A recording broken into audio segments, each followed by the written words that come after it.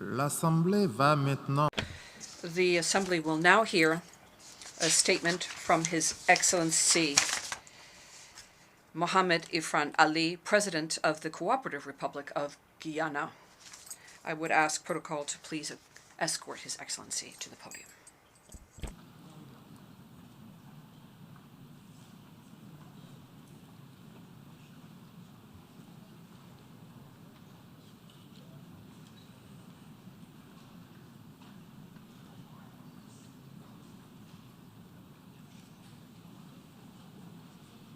Au nom de l'Assemblée générale, On behalf of the General Assembly, I have the honor of welcoming His Excellency Mohamed Irfaan Ali, President of the Co-operative Republic of Guyana, and I invite him to address the Assembly. Mr. President, I extend my heartfelt congratulations on your election as President of the 77th session of the United Nations General Assembly. I'm confident that your stewardship will lend further credence to the impactful role of multilateralism in resolving global challenges. I thank your predecessor, Mr. Abdullah Shahid, for his shrewd leadership over the past year. I had the distinct privilege of welcoming him recently to Guyana and benefiting from his experience in championing an inclusive future for our youth. Congratulations to him, the Secretary General, and the General Assembly for the recently passed resolution on the establishment of a United Nations Youth Office. 1 month ago in Guyana, I launched the Youth Advisory Council as part of my government's commitment to ensure the involvement of young people in decision-making and development as the government work towards building Guyana's future. We are living in a troubled world which has lost its balance. Indeed, our collective actions as leaders today will convey to the next generation that their aspirations, their future, and that of the planet are worth fighting for. The international community is facing a series of interlocking challenges: a global pandemic, climate challenges, energy and food crisis, and interstate conflicts. As a consequence of the pandemic, approximately 97 million more persons are living on less than $1.90 per day, significantly increasing the global poverty rate and inequalities. The developing world lost revenues and income that were earmarked for the achievement of many sustainable development goals, pushing us further away from our 2030 targets. A UN report in March 2022 spoke definitively to the unequal distribution of COVID-19 vaccines and its impact on widening economic disparity between the rich and the poor. The study found that low-income countries could have increased their GDP by $16.7 billion in 2021 if they had a similar vaccination rate as high-income developed countries. How are we going to address this inequality? How are we going to address this injustice? Guyana's position is that there must be an immediate re-examination of the financing gap and the debt portfolio of the developing countries to open fiscal space and create an opportunity for recovery, bridging the gap, and attaining the SDG goals. Guyana welcomes the global initiatives around pandemic preparedness. It is imperative that we collectively discuss how to address any potential pandemic and health threats so that we are better equipped in the future to avoid the inequalities that exist. Mr. President, Excellencies, the global food security problem has disproportionately affected us. The prevalence of moderate and severe food insecurity trended upwards since 2014, with an estimated increase in 2020 equaling that of the previous 5 years combined. In 2020, 2.37 billion of the world's population were food insecure. Additionally, the World Food Programme and FAO warned that acute food insecurity would worsen in 20 hunger hotspots from June to September 2022. Since the start of the pandemic, global food prices have surged by 65% and are expected to remain high in the medium term as a result of supply chain constraints, a hike in energy costs, higher shipping costs, climate issues, the war in Ukraine, and the fertilizer crisis. Further, since the onset of the Russia-Ukraine war, global food prices increased sharply, reaching an all-time high in February 2022.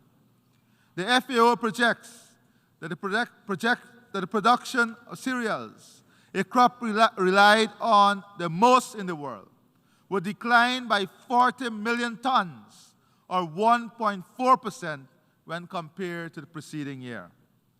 The global food import bill trajectory is a whopping 1.8 trillion this year, a record high. The global food import bill is projected to rise by 51 billion from 2021, 49 billion of which reflects higher prices. The question is, what are we going to do about this? Can the reversal of export bans on rice and wheat and freeing up of grains help the situation? The answer is a resounding yes. For example, export bans of rice from India and wheat from Russia contributed to a price increase of 12.3% and 9% for rice and wheat respectively. As world leaders, we must find the balance now. In honoring our commitment to promote peace, stability, respect for territorial integrity and democracy, and the human rights for all, we must work collectively to prevent situations that can widen inequality and create social and economic havoc. Now is the time for us to decide if a new approach is needed to guarantee food security, energy security, climate security, access to health care and quality education, and security from conflicts and wars. According to the World Bank and Global Trade, between January to February 2022, 135 policy measures were announced or implemented that affected trade in food and fertilizer. During the same period, 34 nations imposed restrictive export measures on food and fertilizers. The questions therefore are whether globalization is only applicable under normal conditions, or whether it is opportunistic and in its application, and when a crisis arises, we lock ourselves in and forget about multilateralism and globalization. The evidence is glaring. COVID-19 vaccination and now access to food and fertilizer. A welcome initiative is the FAO's Global Food Import Financing Facility, which seeks to respond to the prevailing soaring food import costs and addressing the needs of the most exposed. However, there is need to revise the eligibility criteria to accommodate countries beyond the categories of low-income and lower-middle-income groups.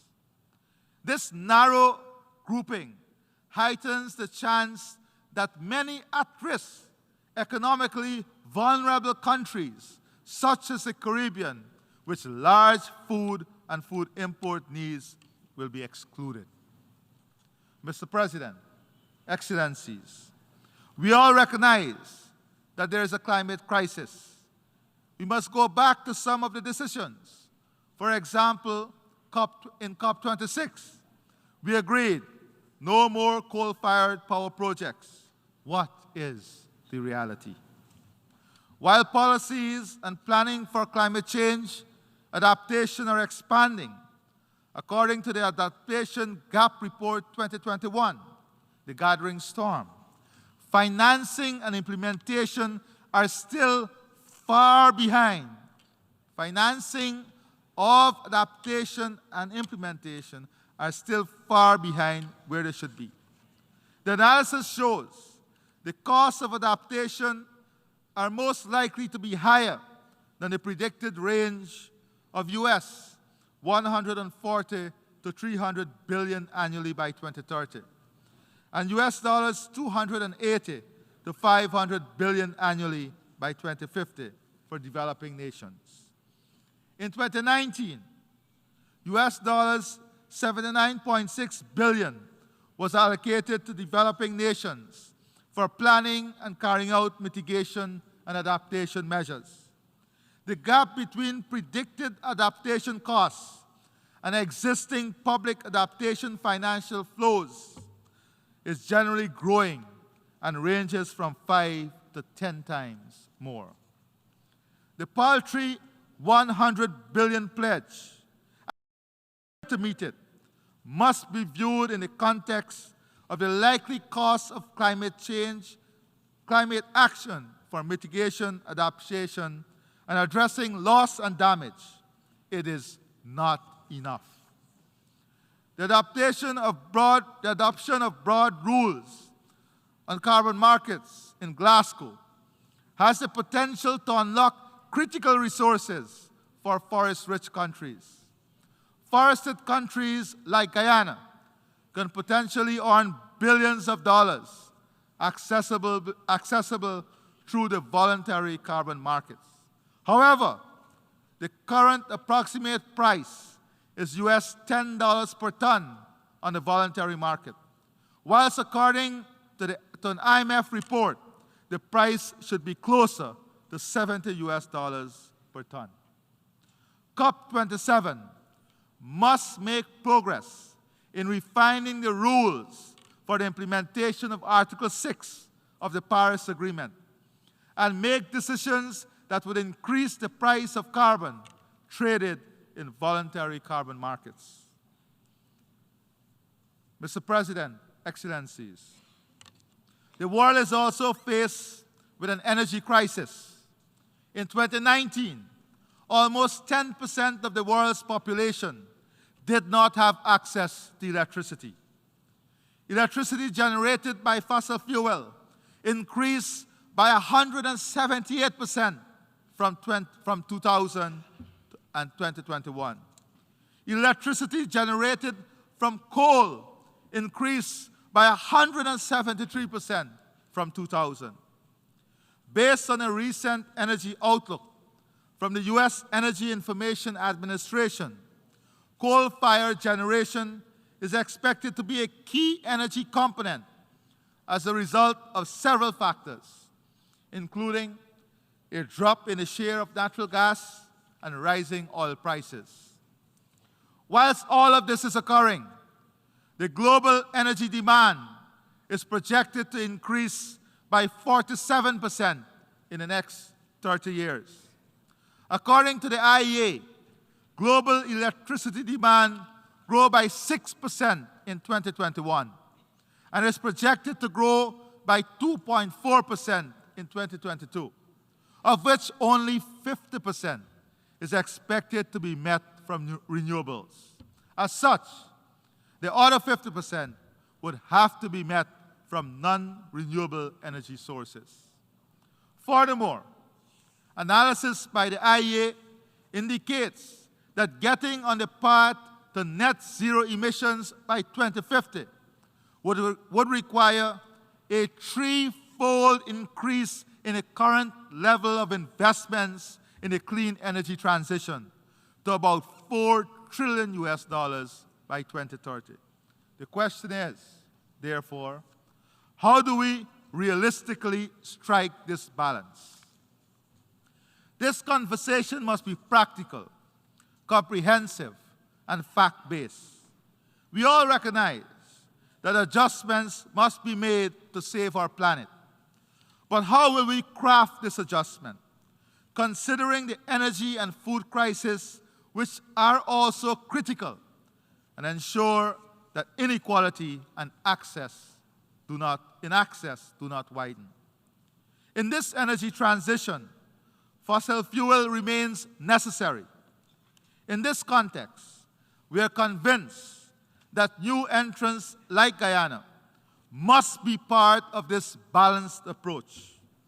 Even as a new entrant, Guyana proposed at COP26 the removal of subsidies from fossil fuel production and advocated the need for a strong global carbon price.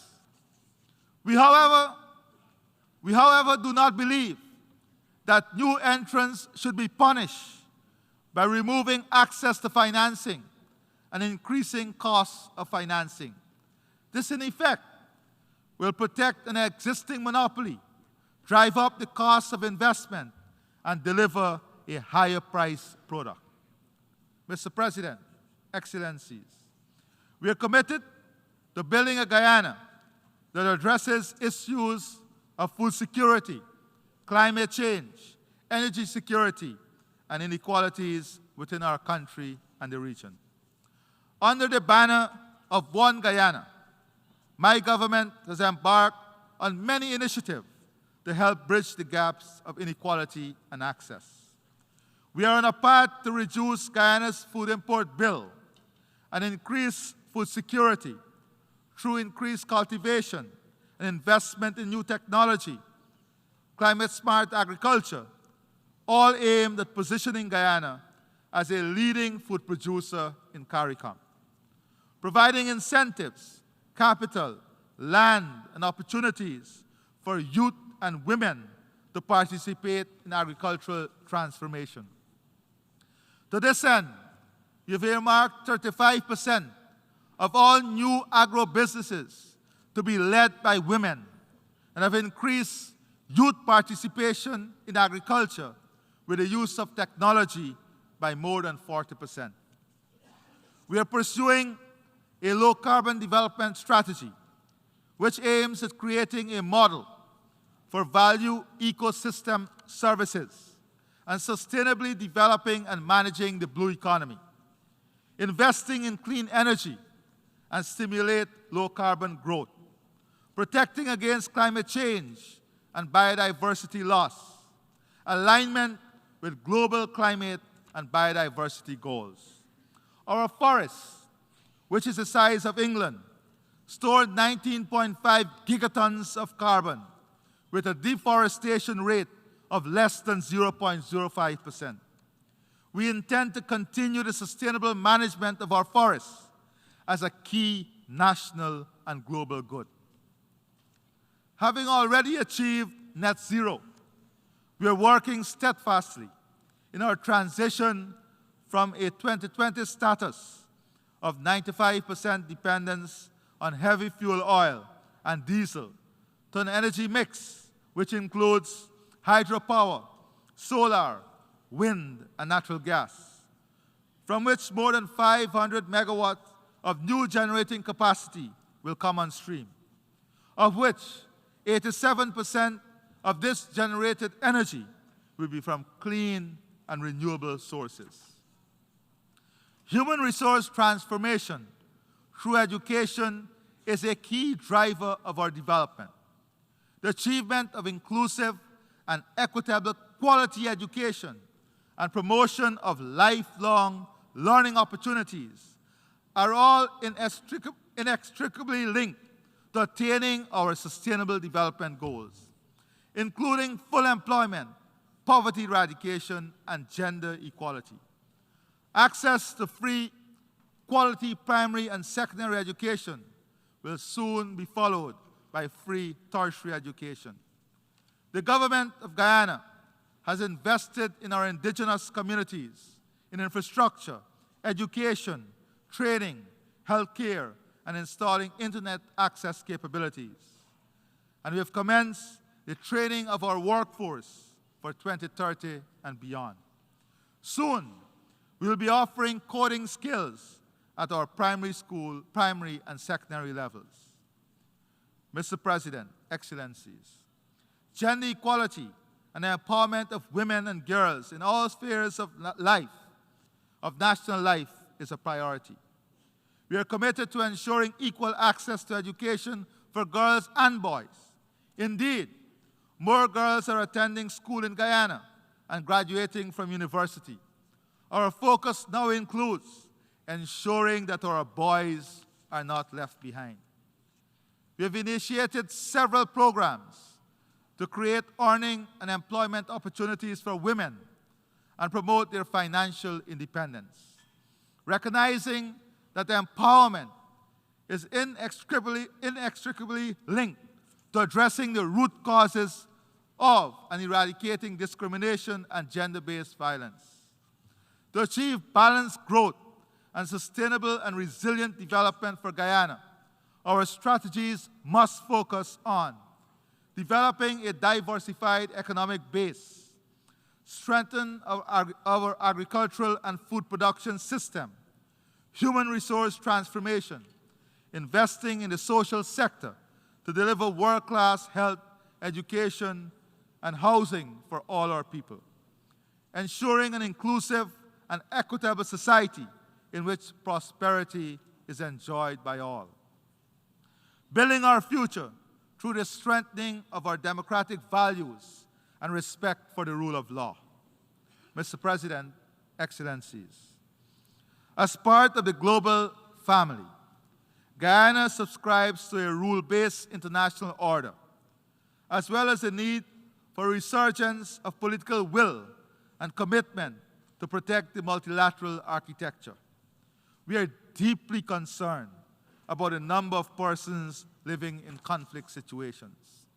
The ongoing war in Ukraine is having terrible effects on the region and country, the impact of which are disproportionately felt by women and children.